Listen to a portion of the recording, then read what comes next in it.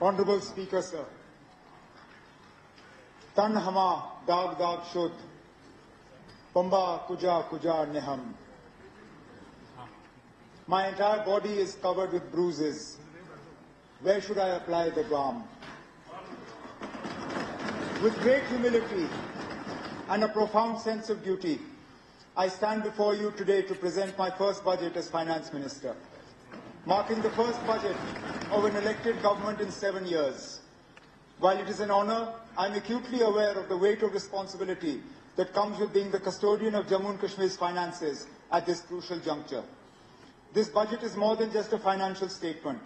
It is a roadmap for a new and prosperous Jammu and Kashmir, reflecting the aspirations of our people and laying a strong foundation for economic growth, social progress, and sustainable development. As we navigate challenges and embrace new opportunities, I seek the unwavering support and active collaboration of every honourable member of this august House.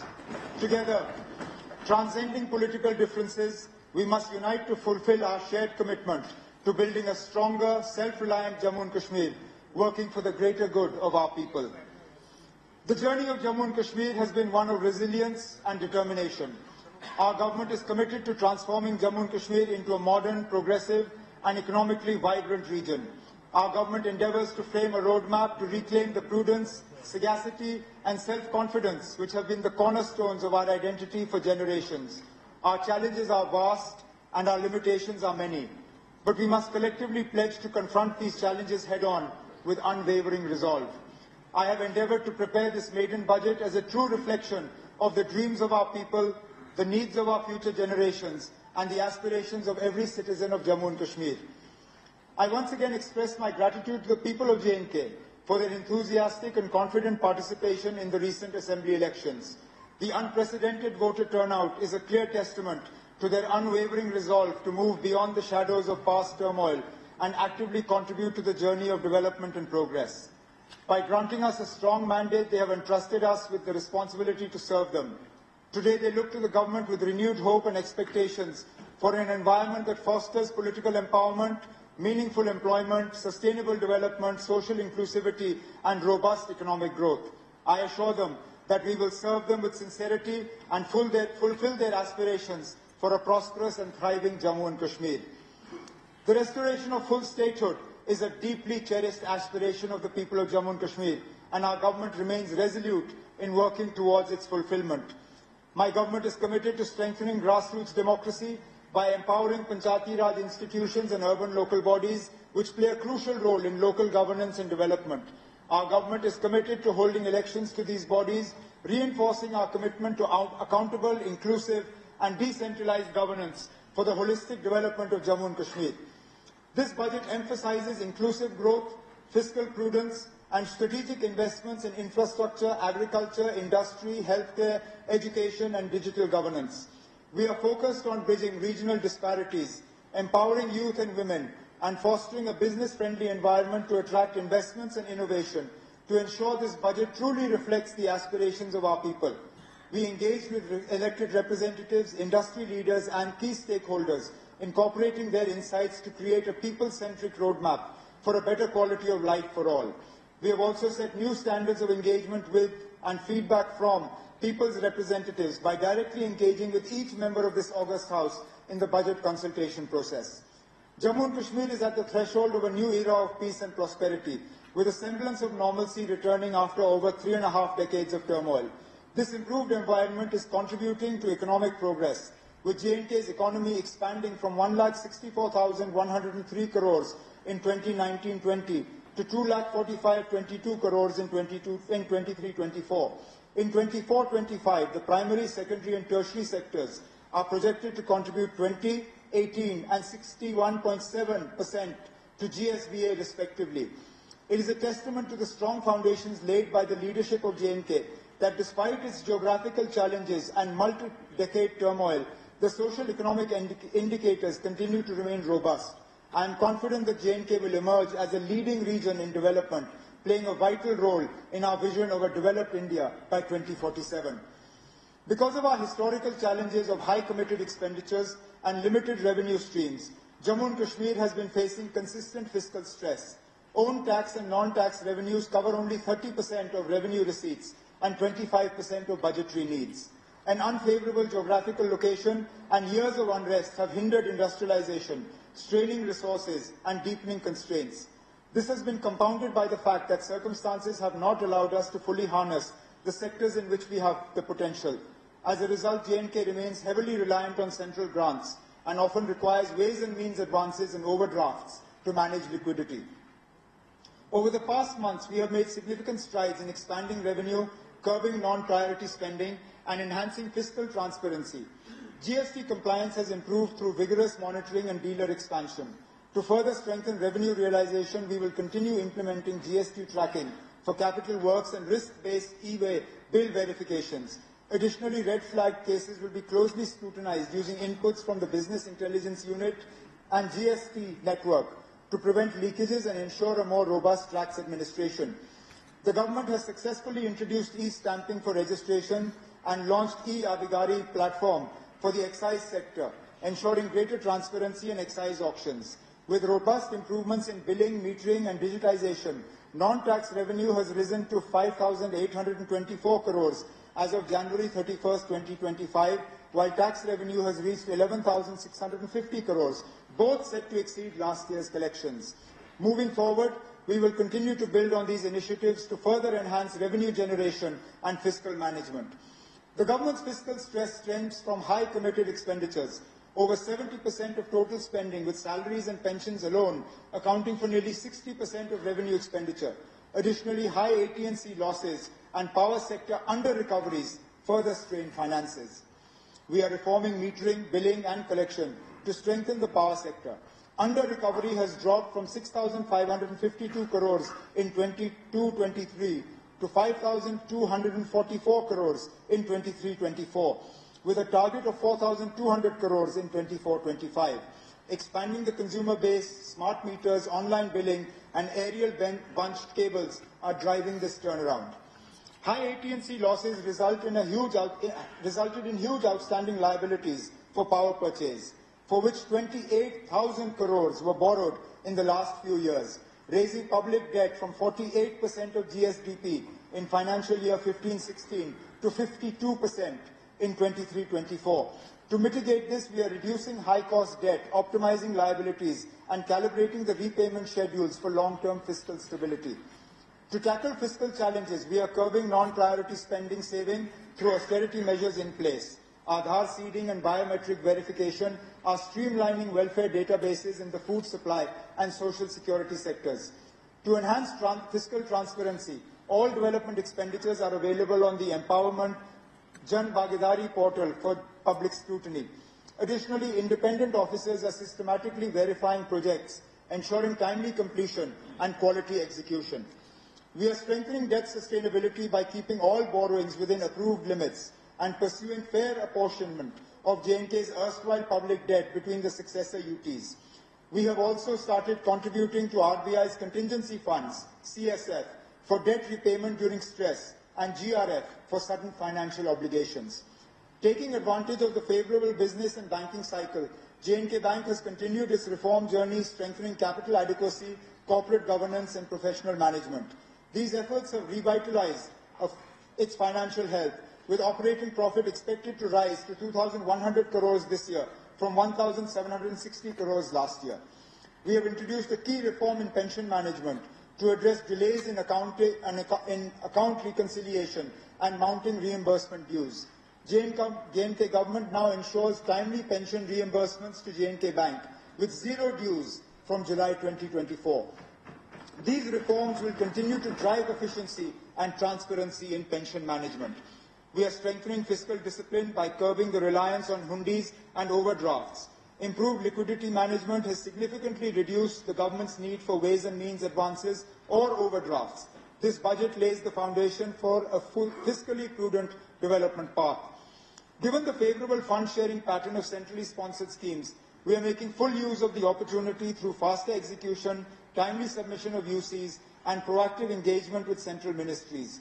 As a result, CSS receipts have risen sharply from 5,997 crores in 22-23 to 10,324 crores in 23-24, and we aim to sustain this momentum.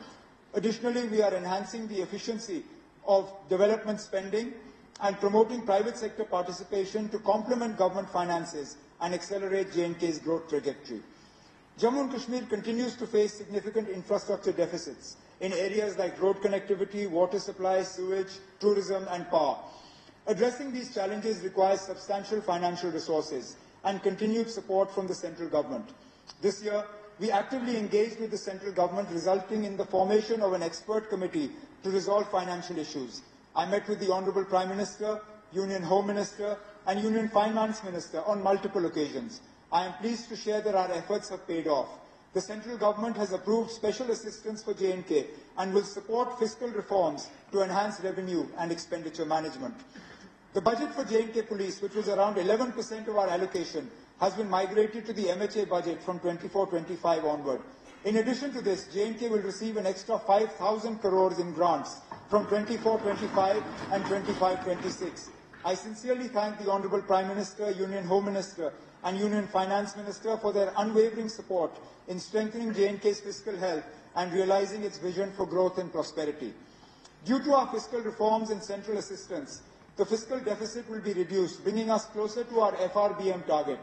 Jammu and Kashmir's economy is projected to grow at 7.5% in 24-25, with an estimated GSDP growth of 9.5% in 25-26.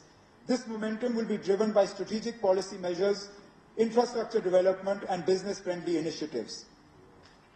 Good governance is key to a prosperous and inclusive future.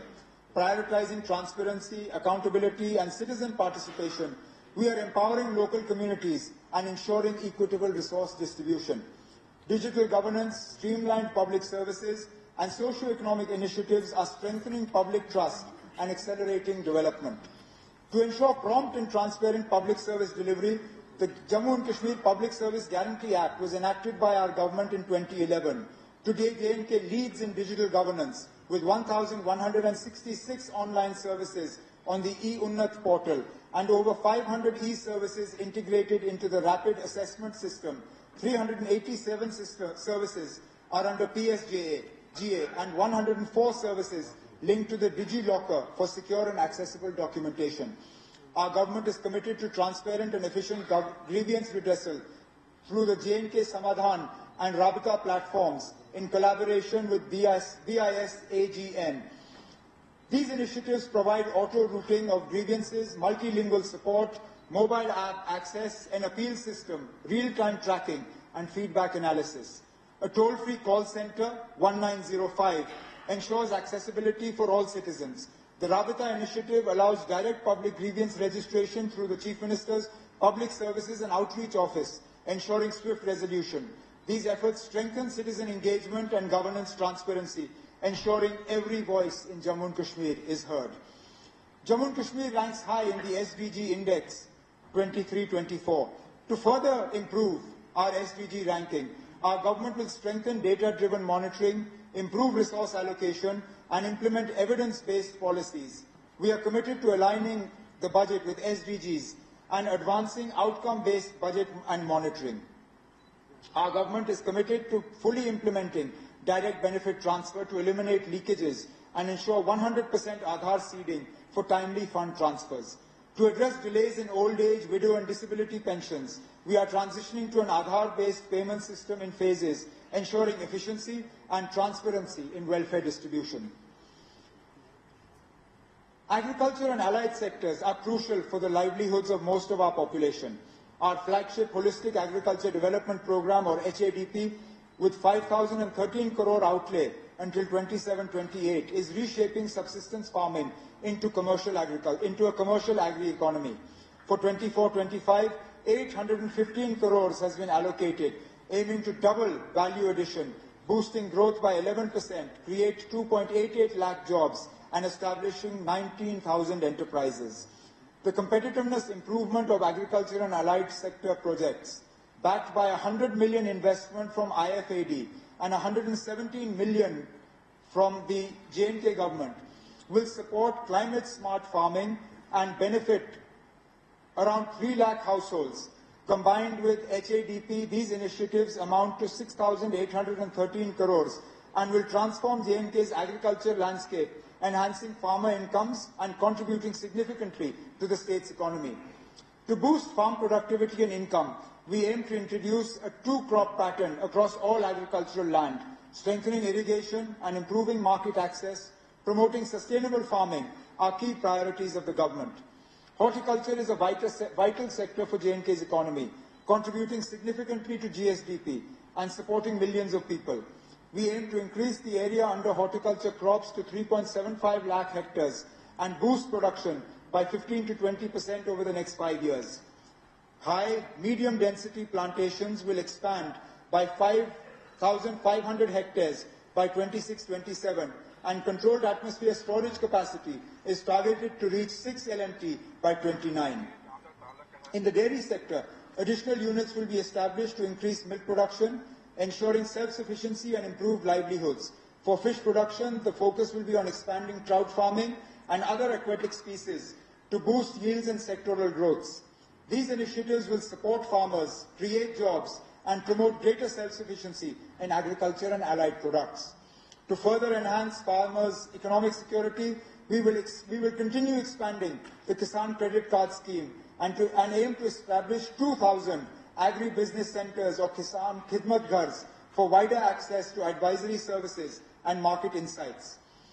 Efforts to enhance farm credit include revitalizing 537 PACS, 47 as CSCs, 96 as PMKSKs, and 20 as PMJAKs, along with the registration of 450 new cooperatives and 50 functional FPOs.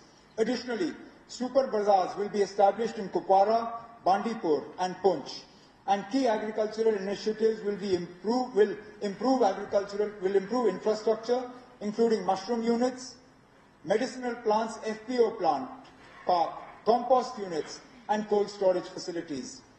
J&K produces some of the finest quality wool. Despite its superior quality, J&K wool fetches low prices, dropping from 100 rupees to less than 30 rupees per kg due to weak market and industry linkages. The wool and pelt sector has the potential to generate 135 crores annually. To address this, the Industries Department will introduce advanced wool processing technologies, provide training to entrepreneurs, and frame a policy to attract private and corporate investments in wool processing mills. J&K has significant potential for establishing a leather tanning industry. Currently, around 5,000 to 6,000 pelts produced daily in Kashmir go to waste due to the absence of processing facilities. To harness this opportunity, the government will formulate a policy to promote leather tanning industries, ensuring value addition. Processing these skins into pelts and leather will contribute an additional 100 crores to J&K's economy. For the year 25-26, an allocation of 2,221.58 crores has been made under capital expenditure for agriculture and allied sectors, marking an increase of 332.72 crores over the revised allocation of 24-25. This enhanced funding will support key initiatives aimed at strengthening the sector and boosting farmers' incomes. Building a resilient rural economy is a key priority of our government. Alongside J&K's natural beauty and rich agriculture, we must enhance rural sanitation. I propose 2025 as the J&K Green Mission year to promote communities in making villages clean and green through waste segregation, proper disposal, and vermicomposting. To ensure sustainability, the government will implement the Own Source Revenue or OSR policy, aiming at making every village panchayat self-sufficient over the next 5 years. Under Pradhan Mantri Awas Yojana Gramin, 3.4 lakh houses are sanctioned, with 50,000 more to be built in 25-26, providing quality housing and improved living standards for rural households. MG Narega ensures guaranteed rural employment, benefiting 6.46 lakh households in J&K. So far, 9.87 lakh workers have been employed.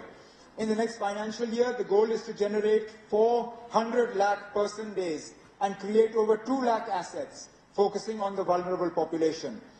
NRLM has nurtured 1 lakh self-help groups, empowering women across J&K. The mission aims to transform 2.33 lakh potential Lakhpati Didi households into the Lakhpati fold within 2 years, with 29,000 already achieving this milestone. To boost women's participation in the rural economy, 1.5 lakh women farmers will receive training under NRLM. The Umeed program will establish 14,763 self-help groups, linking 12,000 self-help groups to banks and benefiting 1.32 lakh households. By March 2026, 500 new Panchayat Ghars and 500 additional CSC rooms will be completed. For the 24-25 district capex budget of 1,865.69 crore, the target includes continuing the 3,327 ongoing works and initiating 41,640 new works. Physical verification of 100% of the works will be carried out to ensure transparency and accountability. The government is focused on completing these projects and enhancing infrastructure for better public service delivery. The rural sector has been allocated 3,773.93 crore under capital expenditure for 25-26, an increase of 990 crores from the revised 24-25 allocation. Tourism is deeply ingrained in the culture and economy of Jammu and Kashmir. In 2024, we achieved a record 2.36 crore tourist visits, reaffirming J&K as a premier destination. The Gulmarg Gondola alone attracted 7.68 lakh visitors, while the Kashmir Marathon in October 2024, with 1,800 global participants, placed J&K on the international marathon map. Additionally, offbeat destinations like Shiv Khori, Mansar, Surinsar, Patni Top, Dodpatri and Lolab are gaining popularity. The revival of border tourism in regions like Gurez, Keran, Karna and Suchetgarh is not only expanding our tourism footprint, but also driving local economic growth. The tourism sector, granted industry status, has seen strong growth. Our government will develop new master plans for key destinations like Gulmarg, Pahalgam and Sonmarg, while enhancing infrastructure and amenities in new tourism hubs. Under the homestay policy, our government will expand the number of registered homestays, aiming to increase quality accommodation options and generating more livelihoods. We will focus on promoting this model in rural and offbeat areas to enhance tourism while ensuring sustainability and community involvement. To promote sustainable tourism, our government is vigorously pursuing multilateral and central funding through SPREAD, the Sustainable Promotion of Emerging Alternate Destinations initiative. This will help develop world-class alternative destinations across J&K, reducing the strain on heavily visited locations.